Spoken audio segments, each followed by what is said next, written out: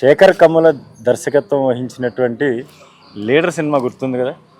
ఈ సినిమాలో దగ్గుబాటి రానా సీఎంగా బాధ్యతలు చేపట్టిన తర్వాత చీఫ్ సెక్రటరీగా ఉన్నటువంటి తనికెళ్ళ భరణి గారిని పిలుస్తాడు. పిలిచి నాకు హానెస్ట్గా ఉన్నటువంటి 500 మంది యూత్ కుర్రోళ్ళు కావాలి, ₹1,00,000 జీతం ఇస్తాను, అదనంగా ₹1 కూడా ఆశించకూడదు అని చెప్పి ఒక తన మనసులో ఉన్న ఆలోచన చెప్తాడు. అయితే దీని అంతటికీ వెనుక ఏంటంటే నల్లధనం, అంటే మంత్రులు, క్యాబినెట్లో ఉన్నటువంటి మంత్రులతో పాటు ఎమ్మెల్యేలు అవినీతికి పాల్పడుతున్నారు. ఈ అవినీతికి పాల్పడినటువంటి సొమ్మును రికవరీ చేయడానికి హానెస్ట్గా ఉన్నటువంటి 500 మంది కావాలి, తద్వారా నల్లధనాన్ని వెలికి తీయొచ్చు అనేది ఆయన ఆలోచన. అయితే అటువంటి సేమ్ సీక్వెన్స్ ఇప్పుడు ప్రస్తుతం కూటమి ప్రభుత్వంలో జరుగుతోంది.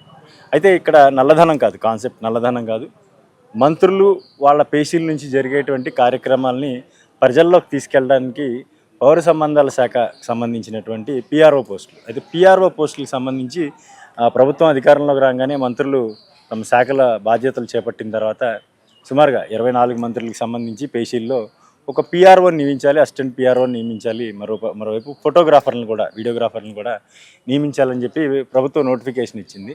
నోటిఫికేషన్ ఇచ్చిన తర్వాత అనేక మంది జర్నలిస్టులు ఈ పోస్టుల కోసం అప్లై చేసుకున్నారు.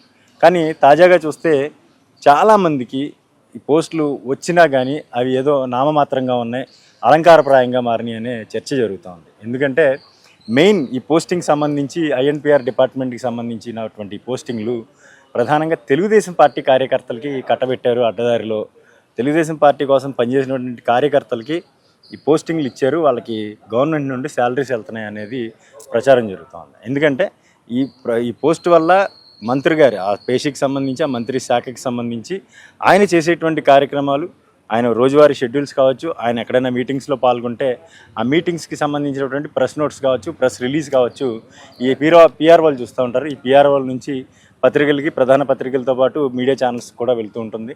ఇది యాక్చువల్ ప్రొసీజర్. కానీ ఇక్కడ తెలుగుదేశం పార్టీకి సంబంధించినటువంటి కార్యకర్తలు ఉండడంతో పెద్ద ఎత్తున ఈ కార్యక్రమం ఏదైతే లక్ష్యం కోసం పెట్టారో, ఏ లక్ష్యం కోసం అయితే ఇది నిర్దేశించారో ఆ లక్ష్యం నెరవేరట్లేదు. ఎందుకంటే తెలుగుదేశం పార్టీలో పనిచేస్తున్నటువంటి మంత్రుల పనితీరు మీద ఇటీవల చాలా వివాదాస్పదమైనటువంటి చర్చలు బయటకు వస్తూ ఉన్నాయి.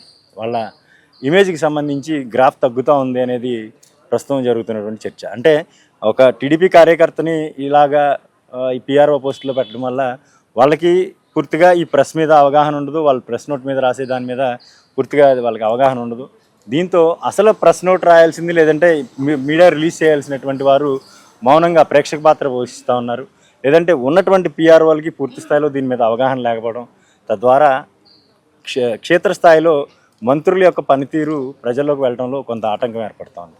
అంటే వాస్తవంగా ప్రజల్లోకి మంత్రులు వెళ్తున్నప్పటికీ కూడా టీడీపీ కార్యకర్తల్ని ఇక్కడ పిఆర్ఓలుగా నియమించడం వల్ల వాళ్ళ క్షేత్రస్థాయిలో మంత్రుల షెడ్యూల్స్ కానీ, మంత్రుల యొక్క పని సంబంధించినటువంటి ప్రెస్ రిలీజెస్ కానీ ఇవ్వడంలో విఫలం అవుతూ ఉన్నారనేది ఇక్కడ చర్చనీయాంశంగా మారింది. అయితే మరి దీని మీద ఎటువంటి చర్యలు తీసుకుంటారు, నిజంగా టీడీపీ కార్యకర్తలు ఉన్నారా లేదా అనేది కూడా ఒక ఆలోచించాల్సిన అంశమే. ఎందుకంటే మొన్న మధ్యన ఒక మినిస్టర్ గారి దగ్గర ఇలాగే తన కార్యక్రమాలకు సంబంధించి ప్రెస్ రిలీజ్ పూర్తి స్థాయిలో రావడం లేదు, ఒక టీడీపీ కార్యకర్తను నా దగ్గర పెట్టారు, అతన్ని తొలగించాలని చెప్పేసి పైన ఉన్నటువంటి మంత్రికి, పైన ఉన్నటువంటి నాయకులు అంటే మీకు అర్థమవుతూ ఉండొచ్చు, ఆ నాయకుడికి చెప్తే ఆయన సరే తీసేసుకోండి, మీకు నచ్చిన వాళ్ళని పెట్టుకోండి అని చెప్పారంట.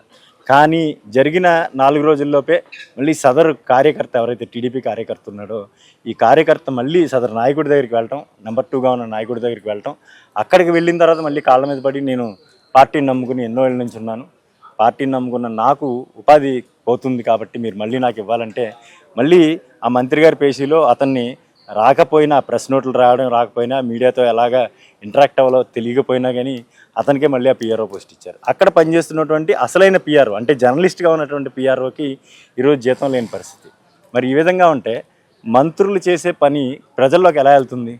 టీడీపీ కార్యకర్తలకి ఉపాధి కల్పించాలంటే వేరే మార్గం వెతుక్కోవచ్చు, కానీ మీడియాని అడ్డుపెట్టుకుని టీడీపీ కార్యకర్తలకి ఉపాధి కల్పించడం వల్ల మీ ప్రభుత్వం యొక్క మంత్రుల పనితీరే ప్రజల్లోకి వెళ్ళటం లేదనేది తెలుగుదేశం పార్టీకి సంబంధించినటువంటి అధిష్టానం తెలుసుకోవాల్సి ఉంటుంది. లేదంటే ఇది మరింత నెగిటివ్గా ఇంపాక్ట్ పడే అవకాశం ఉంటుందని మనం చెప్పక తప్పదు.